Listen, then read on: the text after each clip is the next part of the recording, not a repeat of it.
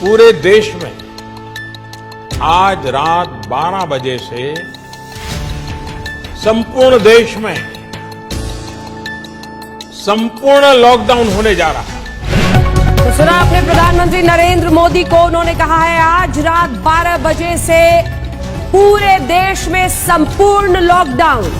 हालात ये हैं कि देश में कई जगह सड़कों पर बिहार के मजदूरों को भूखे प्यासे पैदल जाते हुए देखा जा सकता है। जान हथेली पे देख के जा रहे हैं, न पहनने को, न खाने को, न कुछ। कैसे मर जाऊं, क्या रहूं, क्या खाऊं, कोई सुविधा नहीं तो क्या करूं। तो हम लोग नहीं जाएंगे तो यहाँ मर जाएंगे भूखा प्यासा।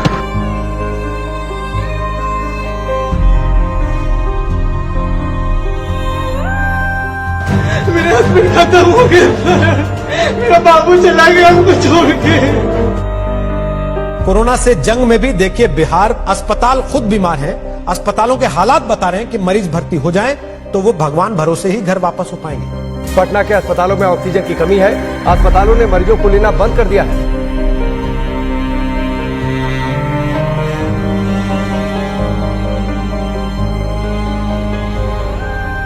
समझ लो ऐसी यादें हैं कि मरते दम तक नहीं भूल पाएंगे।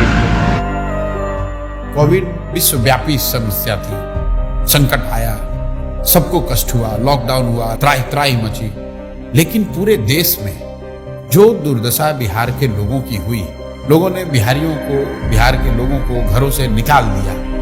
लोगों को बस तक नहीं मिला, ट्रेन नहीं, गाड़ी नहीं, पैदल चल के बच्चों को लेकर अपनी पोटली, अपनी जीवन की पूरी कमाई, जमा पूंजी लेकर हजार हजार किलोमीटर महिलाएं, बच्चे पैदल चलकर आए। महीनों तक वो नजारा चलता रहा और हम जैसे लोग सारी शक्ति, ताकत, साधन होने के बावजूद कुछ नहीं कर सके। तो ऐसा लगा कि नहीं, अगर भगवान ने शक्ति बुद्धि दी है, कुछ ऐसा करना होगा जिससे कि समाज सुधरे। नेताओं को जिताते हराते रहने से कुछ नहीं होगा। मेरा मोह भंग हुआ, फिर साल भर अपने लिए रखा, सोचने के लिए, समझने के लिए कि क्या करना है, कैसे करना है, और तय करके जब 2 मई 2022 को मैं आया बिहार में। 2 अक्टूबर से गांधी आश्रम पश्चिम चंपारण से पदयात्रा शुरू करेंगे। हर गांव, हर शहर, हर गली, हर मोहल्ले, हर पंचायत में पहुंचने के लिए पूरे बिहार में एक बार जाने का प्रयास करेंगे। जन सुराज क्या है? ये समाज की मदद से एक नई राजनीतिक व्यवस्था बनाने का प्रयास है। लहरा दो, सरकशी का परचम लहरा दो, गर्दिश में फिर अपनी सरजमी का परचम लहरा दो। पूरे बिहार में 3 बरस पैदल चल के आपके गांव समाज को मत कर आपके बीच से ऐसे आदमी को चुन कर निकालेंगे जिसके पीछे अपना पूरा पैसा, शक्ति, ताकत, बुद्धि सब लगाएंगे और आपके आशीर्वाद से उसको जिता कर लाएंगे।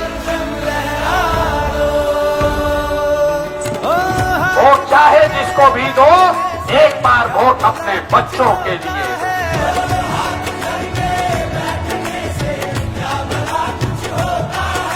वोट देते समय स्वार्थी बनिए, अपना और अपने बच्चों का हित देखिए।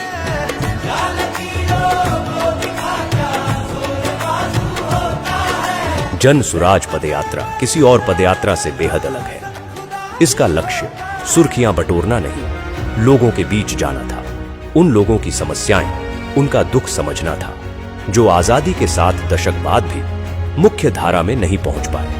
प्रशांत किशोर उस बिहार को ढूंढने निकले थे जो विकास की दौड़ में इतना पीछे छूट गया था कि वहां उम्मीद की कोई किरण तक नहीं पहुंचती थी, जिसे देश के सभी नेताओं और दलों ने न सुधर पाने वाला राज्य मान लिया था। जन सुराज पदयात्रा का कोई समय निर्धारित नहीं है।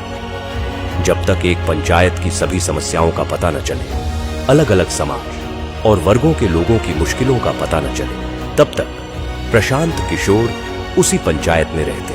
बिहार में यह पहली बार हो रहा था कि कि कोई व्यक्ति पायदान में खड़े आखिरी शख्स तक पहुंच रहा था, उससे बात कर रहा था।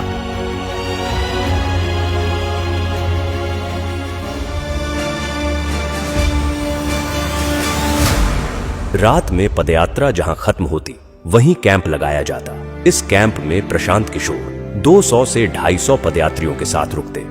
न सोने की सही जगह थी, न पीने का साफ पानी। कैंप में सुविधाओं का अभाव था, लेकिन बिहार में बदलाव लाने के हौसले के आगे ये तकलीफें असर नहीं करती थी। सुबह होते ही कैंप में गांव वालों का आना शुरू हो जाता।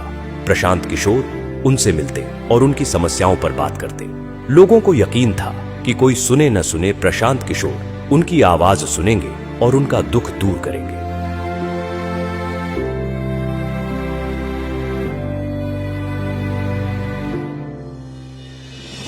पदयात्रा हर वक्त चुनौतियों से भरी हुई थी। हर पल एक इम्तिहान था। कई सड़कें ऐसी थीं जहां सिर्फ पत्थर नजर आते थे। वहीं कुछ गांव ऐसे थे जहां सड़क पहुंची ही नहीं थी।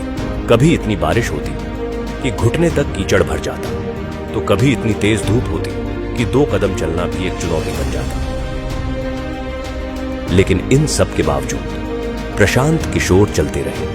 तेज धूप, कड़ाके की ठंड या मूसलाधार बारिश, हालात कोई हो, प्रशांत किशोर का मनोबल नहीं तोड़ सका।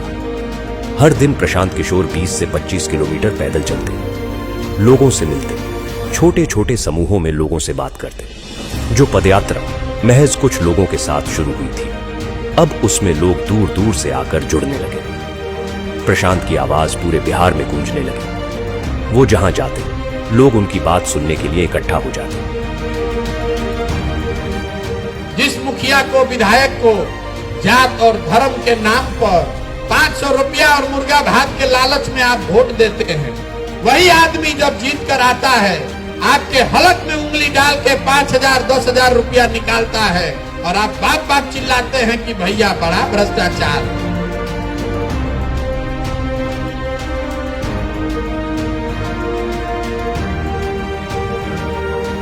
लेकिन इसी बीच कुछ ऐसा हुआ जिसने सबकी सांसें अधर में लटका दी। लगातार खराब रास्तों पर रोजाना 20 से 25 किलोमीटर चलने की वजह से प्रशांत किशोर की कुछ मांसपेशियां फट गईं। वो चलने फिरने में असमर्थ हो गए। डॉक्टर ने उन्हें कुछ हफ्ते आराम करने की सलाह दी। समस्तीपुर में जब एंट्री हो रही थी, वैशाली से हम समस्तीपुर की तरफ बढ़ रहे थे, तो शाम के बाद अचानक से हमारी नजर जब प्रशांत किशोर पे पड़ी तो उनके पैरों में बहुत तकलीफ थी। मतलब वो जूझ रहे थे उस तकलीफ से, उनसे चला नहीं जा रहा था। और चूंकि वो बहुत संकल्पित थे और जैसा कि सबको पता है वो बहुत जिद्दी आदमी है, 5-6 किलोमीटर का डिस्टेंस अभी और रह गया था। बावजूद इसके कई लोगों ने आके बताया, हम लोगों ने प्रशांत को कहा कि भाई आपसे नहीं चला जा रहा है तो आप किसी गाड़ी पे बैठ जाइए, वहां से हम लोग चलते हैं।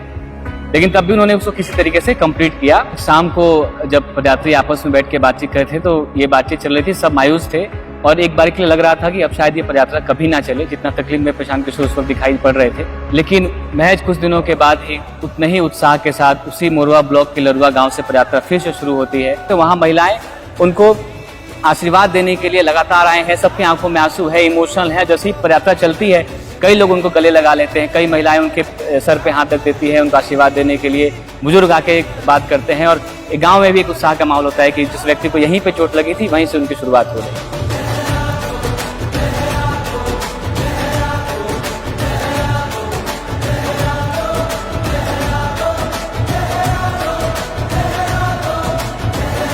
कई लोग हमको कहते हैं भैया बड़ा कठिन काम ले लिए। मेरे घर वाले, मेरे दोस्त मित्र, जानने वाले, सहयोगी सब यही कहते हैं ये तो बहुत कठिन काम आपने ले लिया है। मैं कहता हूं भाई कठिन है इसलिए मुझे करना है, कोई दूसरा नहीं हिम्मत करेगा इसलिए मुझे करना है।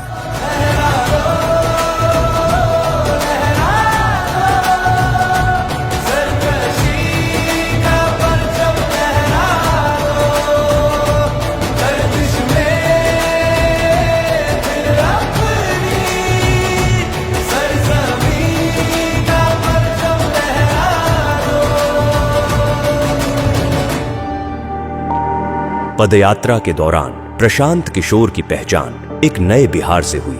वो बिहार जो आंकड़ों से कहीं ज्यादा गरीब है। बिहार जितना आंकड़ों में गरीब दिखता है और जब आप उसको इन पर्सन फील करते हो तो दोनों में जमीन आसमान का फर्क है। क्या वो इन पर्सन और भी ज्यादा बहुत भयानक दिखता है।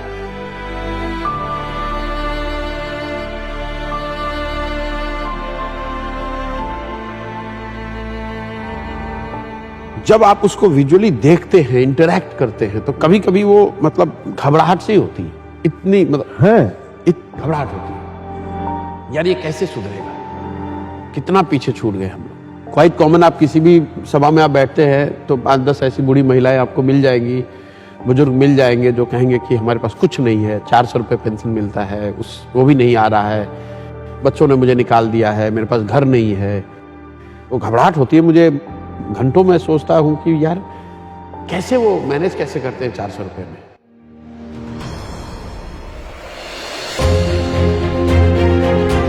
दो सालों की पदयात्रा में प्रशांत किशोर ने लोगों को जागरूक किया, उन्हें अपने वोट की सही ताकत का एहसास करवाया, उन्हें बताया कि उनका और उनके बच्चों का जीवन बदलने का तरीका है सही मुद्दे पर वोट देना। लेकिन हर जगह लोग यही कहते कि उनके पास विकल्प नहीं है। इसके अभाव में हर बार उन्हें न चाहते हुए भी उन्हीं कुछ दलों को वोट देना पड़ता है। इसी सवाल के गर्भ से निकला जन सुराज अभियान को राजनीतिक स्वरूप बनाने का विचार। जन सुराज के 1 करोड़ से ज्यादा संस्थापक सदस्यों के साथ चर्चा की गई, हर बात पर बारीकी से बात की गई और इसके बाद सबकी सहमति से तय हुआ कि इस अभियान को अब राजनीतिक दल का स्वरूप देना जरूरी है ताकि बिहार की विकल्पहीनता खत्म हो। 25 में बिहार में नई व्यवस्था बननी है। आपने हाथ में राखी बांधी है, तब आपका हाथ पकड़ रहे हैं और भरोसा रखिए आपको भी हारने नहीं देंगे। 2025 में जनता का राज बनाए।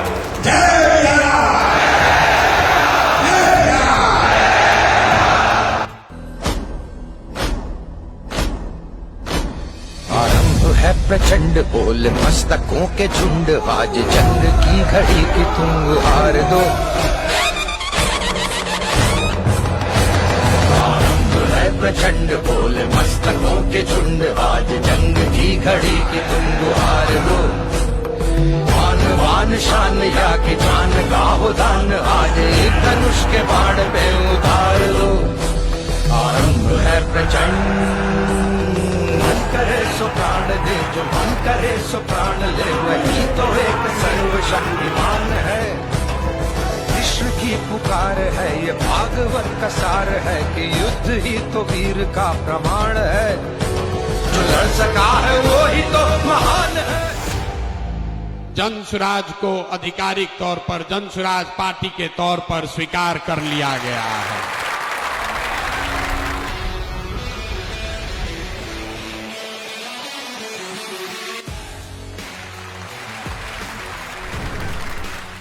जन सुराज बिहार के युवाओं की जिद है कि जिस बिहार को इस देश के बड़े बड़े दल और नेताओं ने न सुधर पाने वाला राज्य, जातियों में बटा हुआ राज्य मानकर इसके हाल पर छोड़ दिया है, उसको सुधारने का जिम्मा यहाँ के युवाओं ने उठाया है। ये हमारी जिद है। जन सुराज बिहार के युवाओं का संकल्प है कि अगले 10 बरस में देश का सबसे गरीब और पिछड़ा राज्य बिहार, इसको देश के 10 सबसे अग्रणी राज्यों में शामिल कराकर ही दम लिया जाएगा। तो जन सुराज जिद है युवाओं का, जन सुराज हमारा संकल्प है, जन सुराज एक नई व्यवस्था है। लेकिन सबसे बढ़कर ये जन सुराज का सपना है। अपने जीवन काल में हम लोग ऐसा भी दिन देखना चाहते हैं जब हरियाणा, पंजाब, गुजरात, महाराष्ट्र से लोग बिहार में रोजी रोजगार करने आए, तब मानेंगे कि बिहार में विकास हुआ है। होना चाहिए कि नहीं होना चाहिए? होना चाहिए कि नहीं होना चाहिए?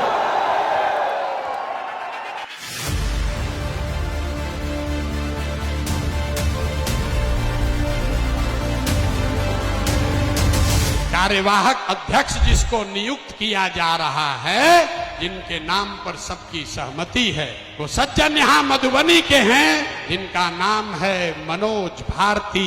ये इसलिए नहीं है कि ये दलित समाज के हैं, ये काबिल हैं जो दलित समाज के भी हैं। ये पहला ऐसा दल होगा जहां पर उम्मीदवारों का चयन जनता के द्वारा किया जाएगा। जनसुराज अपने संविधान में लिख रहा है राइट टू रिकॉल। अगर टिकट पाने के बाद, आपका वोट लेने के बाद भ्रष्टाचार चालू किया तो उसका चाबी आपके हाथ में है, 2.5 वर्ष में उसको वापस बुलाया जाएगा। जनसुराज पार्टी का जो आधिकारिक झंडा होगा उसमें महात्मा गांधी के साथ साथ संविधान निर्माता बाबा साहब अम्बेडकर का चित्र भी शामिल किया जा रहा है। कमर कस लीजिए, जंग की शुरुआत ठान दी है, अब हम लोग पीछे हटने वाले नहीं हैं। जय बिहार, जय बिहार, जय बिहार, जय बिहार, जय बिहार। प्रशांत किशोर ने आज अपनी नई पार्टी लॉन्च की। पार्टी का नाम है जन सुराज पार्टी। इस मौके पर पटना के वेटरनरी ग्राउंड में प्रशांत किशोर ने बड़ा कार्यक्रम किया। उन्होंने कहा कि वो बिहारियों के सम्मान के लिए काम करेंगे। पार्टी के झंडे पर बापू और बाबा साहब दोनों की फोटो होगी।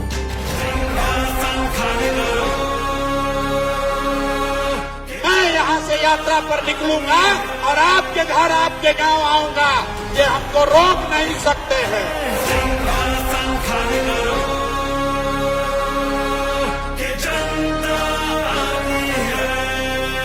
6 महीने के लिए कमर कस लो और अपने इस बेटे, अपने भाई पर भरोसा रखिए। नवंबर में आपको नई सरकार बनाकर, जनता की सरकार बनाकर देंगे।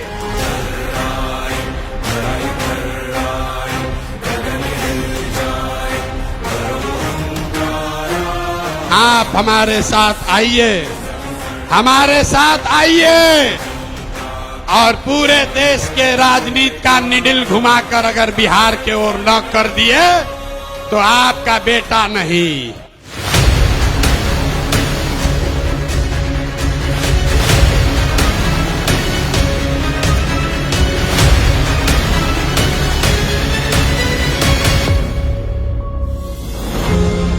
दल बनने के बाद एक बार फिर प्रशांत किशोर ने लोगों के बीच पहुंचना शुरू किया। इस यात्रा को नाम दिया गया बिहार बदलाव यात्रा। मकसद वही था, दशकों से विकास की दौड़ में पीछे छूट रहे बिहार के लोगों को बताना कि वो गरीबी और बदहाली से कैसे निकल सकते हैं। लोगों को ये एहसास दिलाना कि वो अपने वोट की ताकत से बिहार में कैसे बदलाव ला सकते हैं। यात्रा की शुरुआत जयप्रकाश नारायण के पैतृक गांव सिताब दियारा से हुई, लेकिन वहां पहुंचकर पता चला कि जेपी के घर का बिजली कनेक्शन कटा हुआ था क्योंकि बिजली बिल का भुगतान नहीं किया गया था। इस स्थिति से साफ हो गया कि 40 साल से जेपी के नाम पर राजनीति करने वालों की मानसिकता क्या है। प्रशांत किशोर ने इस स्थिति को जनता के सामने रखा। भाई बताइए, जेपी के घर में भारत रत्न आपने दे दिया, आप जेपी की महिमा मंडल कर रहे हैं, उनके नाम पर कुर्सी पर बैठे हुए हैं और उनके घर में बिजली नहीं है, अंधेरा रहता है। इससे ज्यादा दुर्भाग्य की बात क्या हो सकती है। नतीजा यह हुआ कि जेपी के घर की बिजली बहाल हुई। इस तरह बिहार को बदलने की यात्रा की शुरुआत जेपी के घर की स्थिति बदलकर हुई। 1 साल से कटी हुई है डिस्कनेक्ट में। आज प्रशांत साहब आए हुए हैं तो बिजली चालू हो गई यहाँ पे। बिहार बदलाव यात्रा ने इस बात को साफ कर दिया कि प्रशांत किशोर ने लोगों के मन में उम्मीद भर दी है। वो जहां जाते हजारों की भीड़ उनके स्वागत में खड़ी रहती। लोग दूर दूर से प्रशांत किशोर को सुनने आ रहे थे। वोट बिहार का तो फैक्ट्री कहाँ लगना चाहिए, बिहार में कि गुजरात में? सबको बोलना है, वोट बिहार का तो फैक्ट्री कहाँ लगना चाहिए, बिहार में कि गुजरात में? बिहार में कि गुजरात में?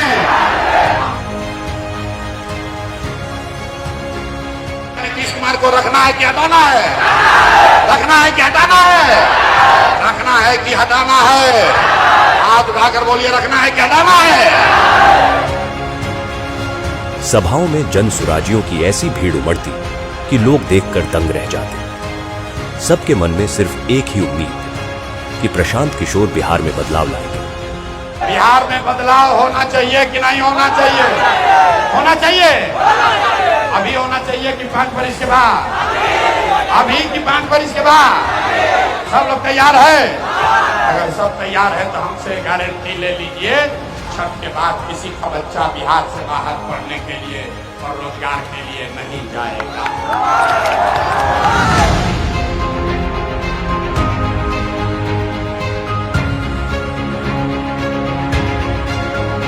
प्रशांत किशोर ने बिहार में इन 3 सालों में जो करके दिखाया, उसने बिहार की राजनीति की दशा और दिशा दोनों बदल दी है। प्रशांत जी को देखता हूँ आजकल घूम रहे हैं पूरा बिहार, गांव-गांव जा रहे हैं, बहुत परिश्रम कर रहे हैं। उनकी बातें तो बड़ी इंटरेस्टिंग और बड़ी फैक्ट वाली बातें करते हैं वो। प्रशांत किशोर जो है, इसमें कोई डाउट नहीं है कि एक शक्ति के रूप में एक ऑल्टरनेटिव पॉलिटिकल पार्टी के रूप में अपने को एस्टैब्लिश नहीं किया हो। मैं प्रशांत किशोर जी को फॉलो कर रहा हूँ क्योंकि उनकी बातें कनेक्ट करती हैं मेरे से। वो तथ्य रखते हैं सामने और सार्थक बातें करती हैं, पॉजिटिव बातें करते हैं। कास्ट या रिलीजन और इन सब से उठ के बहुत ही प्रैक्टिकल बातें। बिहार में प्रशांत काम कर रहा है, मुझे उनसे बड़ी आशा है। मुझे उनमें बड़ा तेजस्वी युवक दिखाई देता है जो बिहार का दर्द जी रहा है। 3 साल से गांव-गांव रोड वो घूम रहे हैं, लोगों के बीच में जा रहे हैं। ये इस चीज को मैं दाद देता हूँ, सलाम करता हूँ इस भावना। प्रशांत किशोर जी को जब मैंने अभी देखा लास्ट सम 2-3 इयर्स से बिहार के लिए बात करना, तो लगा कि नहीं, ये एक परिवर्तन करने की समय है और इस परिवर्तन के क्षण में मैं अगर उनकी ताकत नहीं बनूं पीछे से, तो फिर मैंने क्या किया? फिर मैं समझती हूँ कि ये भी एक मोमेंट है कि बिहार की जो परिवर्तन की बात है, सपोर्ट करने की जरूरत है उनको। भारत की जो राजनीति उसमें प्रशांत किशोर जैसे लोगों का बोलबाला होना ही चाहिए। प्रशांत किशोर तो बहुत बढ़िया आदमी, राजनीतिक सूझबूझ तो उनके अंदर सबकी है। अब तो हवाएं ही करेंगी रोशनी का फैसला, जिस दिए में जान होगी वो दिया रह जाएगा। वो आदमी गांव-गांव में जाकर के अब ऐसी स्थिति वो क्रिएट कर दिया कि चर्चा हो रहा है उसका। कांधों लगा रहना और जाना, हर लोगों के गांव में बिना सिक्योरिटी के चलना, उतना हिम्मत के साथ चलना, तो मैं देख रहा हूँ एज ए जर्नलिस्ट, तो उस आदमी को सैल्यूट के सिवा हम कुछ नहीं कर सकते।